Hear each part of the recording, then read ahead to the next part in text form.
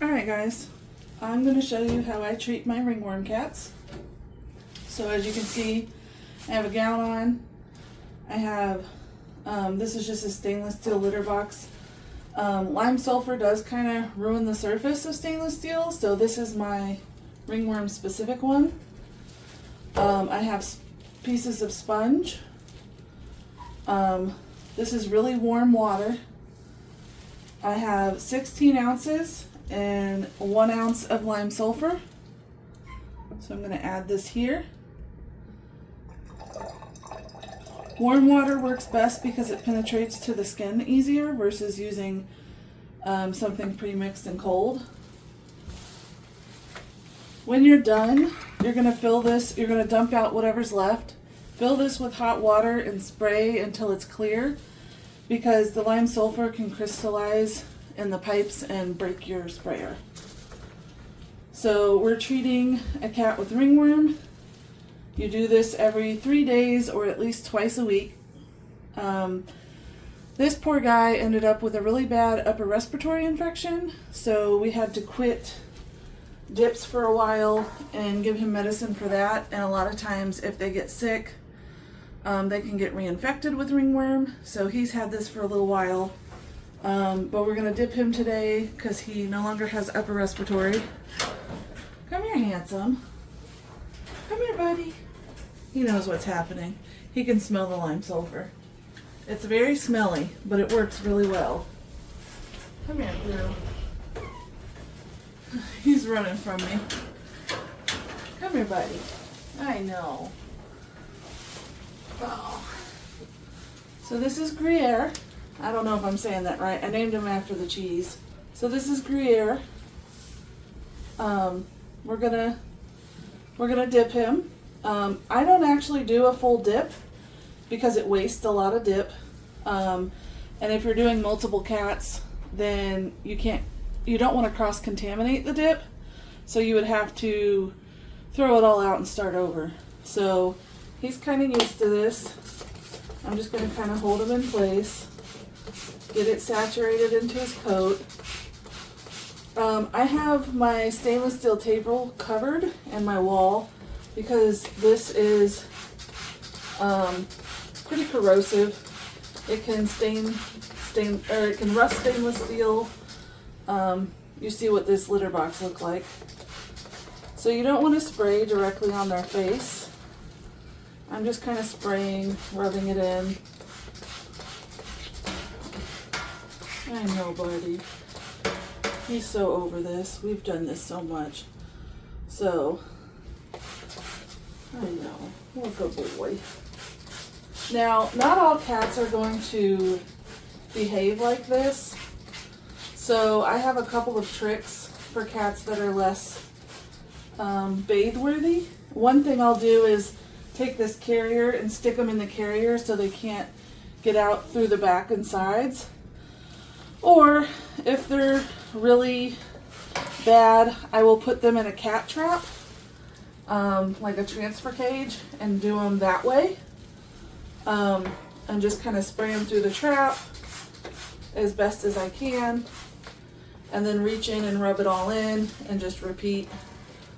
It's a little harder that way because while they're in the trap and you're spraying them, you can't rub it in as well. And you really want to make sure that this gets down to the skin. So I kind of rough their hair up, spray them again, get it all in there.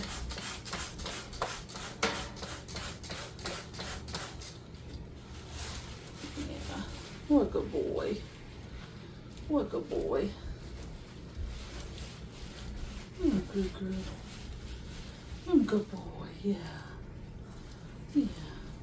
So now I'm going to kind of lift him up and do his belly. I know, buddy, I know. No. I know. I try not to scruff him too much. We want to make this as stress-free as possible, especially since you got to do it multiple times.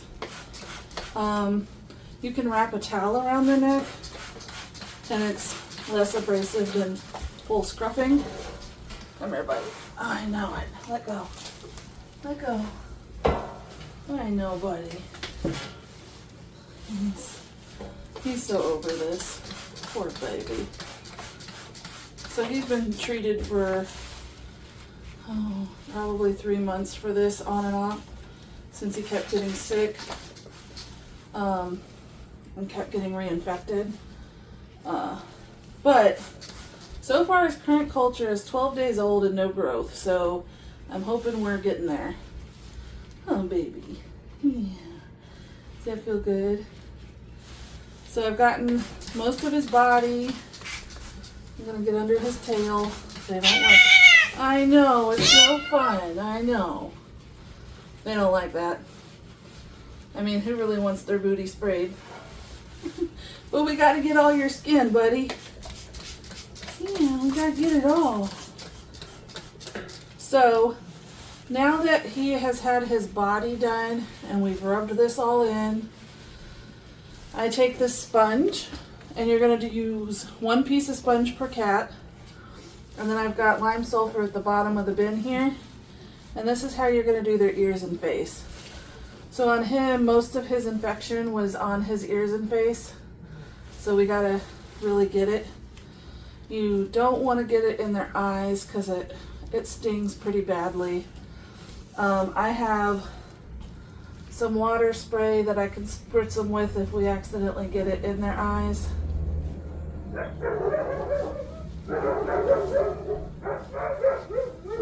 My dogs are barking, sorry.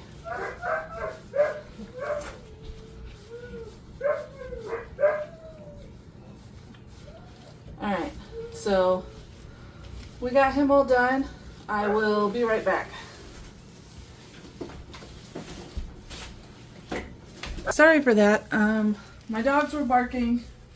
I'm expecting a package that has to be signed for. God bless them if they show up right now because I'm going to smell like lime sulfur. But he's all done. So I have him in the carrier and I have a pee pad down. You do not rinse off the lime sulfur dip. You keep the lime sulfur dip on them and they drip dry. So he will stay in this carrier while he dries, and then I'm gonna clean his pen top to bottom with Rescue, deep clean the litter box and dump it, deep clean the pans. Rescue, these are the wipes, but I'm gonna be using the spray. It can kill ringworm, but it has to have a wet sit time of 10 minutes. So I drench everything in a spray and it sits for 10 minutes. I wipe it down and then I'll spray everything a second time and let it sit for a couple more minutes while I clean out the litter box, give them new litter. You want to change the litter and clean the litter box every time you dip them in case ringworm sheds into the litter box. So I just kind of wanted to show you how I do this. You got to meet Gruyere. I am going to clean this and then I have to dump this out so that the lime sulfur doesn't get stuck. I have another cat to treat, but I just wanted to show you how it was done. So I'm not gonna dump that yet. And I'm gonna change my gloves, but there you go.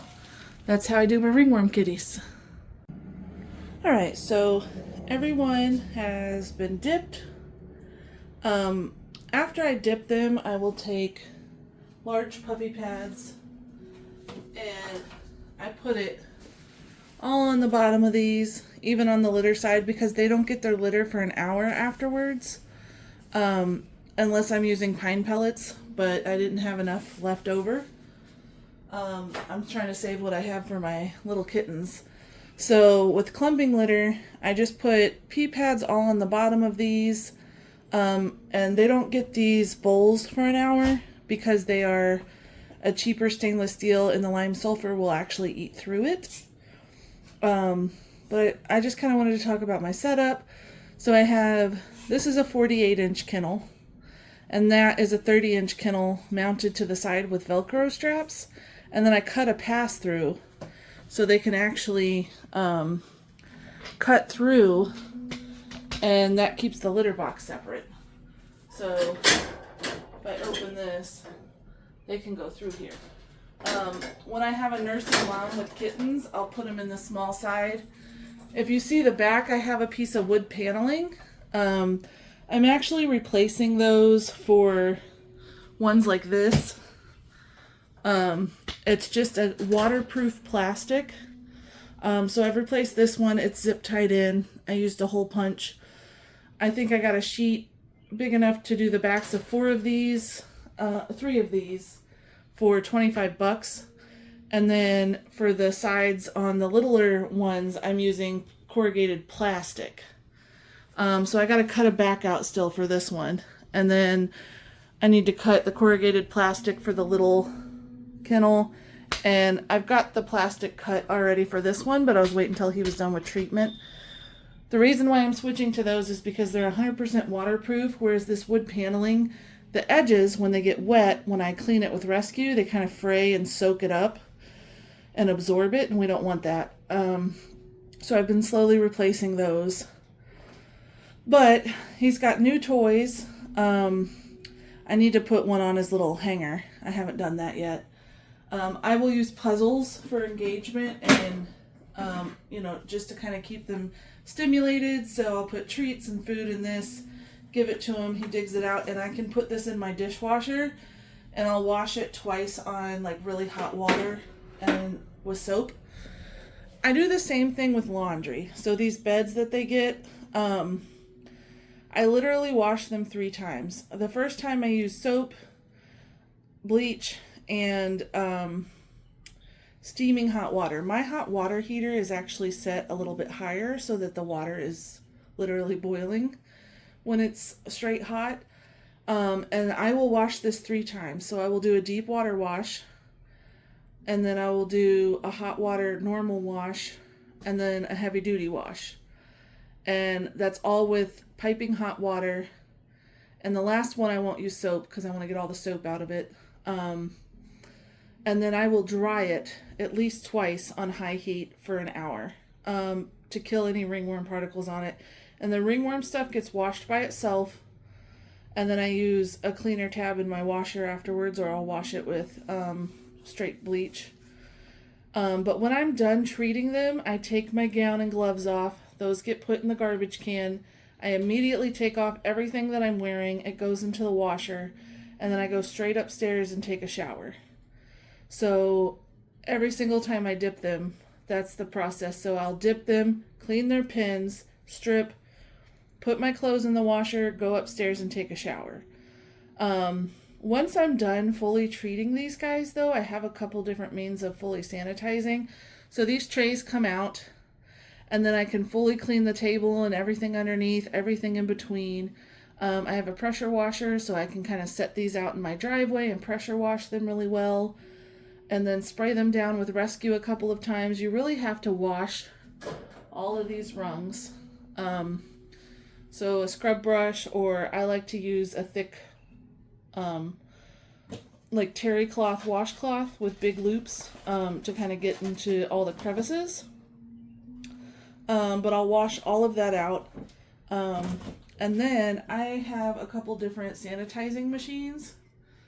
But they have to stay in these kennels, unfortunately, when they have ringworm, because there's just so much stuff in here. There's no way I could sanitize all this. So I have my litter pans. These are toys that I make, so they'll get new ones of these each time I have to throw away their toys. These are my trap bottoms for my traps, paper towels, polyfill for making more toys. This is like all the bedding, kitten food. These are washable puppy pads.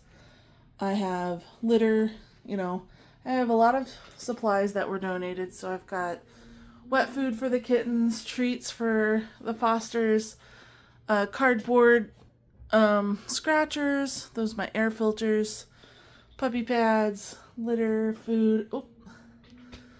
So if they come out, and these are all my traps, if they come out and play, I literally would have to sanitize every single thing each and every time, and I just can't do that. There's too much stuff out here. But here are some of the machines I use to clean. The thing is you still have to sanitize everything and make sure you get off the surface debris.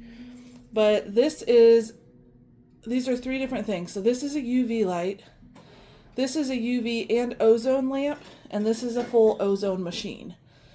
So the UV light I can use as long as the cats aren't directly near, and I can just kind of use it after I clean the pen, after they've been treated for ringworm.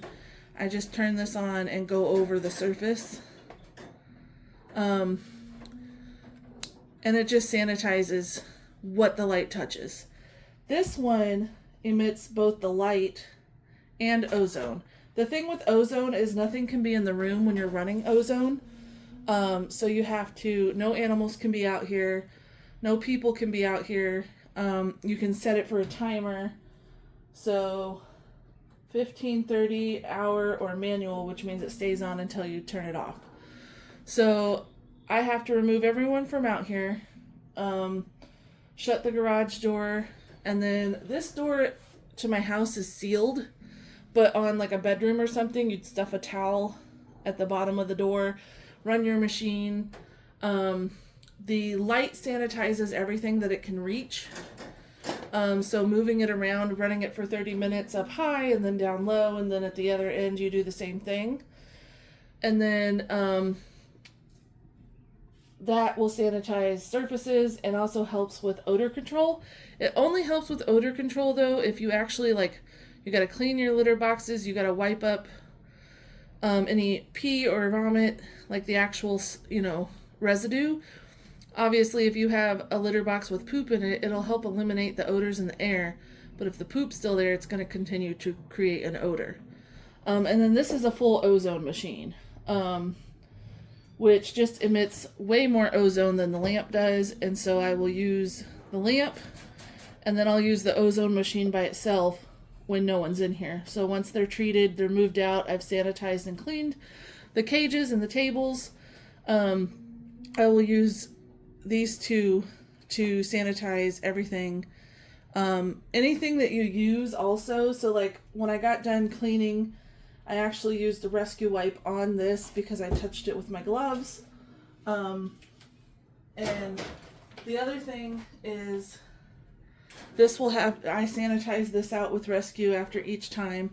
And then on these, I use the rescue wipes every single day. I'll put gloves on and use them. So I will wash everything down with rescue, and then they have their own broom and their own litter scoop. Because that's the other thing. Even if I clean this, once I'm done cleaning this, I change my gloves and then I clean the other one because you don't want to cross-contaminate. There's different kinds of ringworm. And also if he's cleared, because he's starting to get negative culture, it's like 12 days old now and hasn't grown anything, but then he's not cleared, this one over here. If I cleaned his first and then cleaned this, I could possibly put ringworm back in here. So we don't want to do that. So that's just kind of the second step after treatment, the cleaning, the sanitizing, all that kind of stuff. The cultures take 3 weeks to fully grow, but if nothing prominent has grown by 2 weeks, that means anything that grows after that is usually just on the surface, and another dip should do it. This guy has taken a while to treat because he unfortunately got a really bad upper respiratory infection, and lime sulfur can make that worse. So we had to quit his sulfur dips, and he ended up getting reinfected with ringworm because when they have any kind of immunodeficiency, suppressed immune system, any kind of illness, they are more prone to getting ringworm. So anything that makes them ill can also pull down their barriers to getting something like ringworm or any kind of illness, really. So unfortunately, he kind of got reinfected after he had the URI. This is my setup. This is how I clean everything. This guy is so playful. He came from St. Joseph, and they were treating him for ringworm before he even came to Second Chance, and they had cleared him. But I don't know if you remember the post I made showing the glowiness of his ringworm under the black light, but he was not negative. And the culture proved that it grew within a couple of days. It was so bad. So he was in an even tinier kennel there that was probably half the size of this one, if not smaller, because it was a shelter. So that's why I like to give him a bigger space. I use the 48-inch and the 30-inch kennel. He loves to play. He likes to talk to us. I cannot wait to get him out of here. I think he's going to love the cat cafe because he's so playful. He just wants to interact with you, talk to you. I really hope he gets along with other cats, but he's not been tested with them yet, obviously. We don't want him around other cats. We don't want to infect other kitties. So, yep, that is my whole ringworm protocol. These are my machines. I've gotten all of these off Amazon. Again, this is just a UV light. This is a UV lamp plus ozone. They also make these with just the UV light if you're worried about the ozone. So then you could just use the sanitizing light. You just have to remember that whereas ozone's going to float around and get inside of a box or back behind things, the UV light's not going to do that. So that's why I like to go back behind and do the full ozone machine, because I have so much stuff out here. It just kind of helps make sure that everything is touched, everything is killed. So, just wanted to kind of go over my laundry protocol, what happens after I'm done dipping, all that kind of stuff. Hope someone finds this helpful. Say bye, Gru. Say bye-bye. Thank you for watching.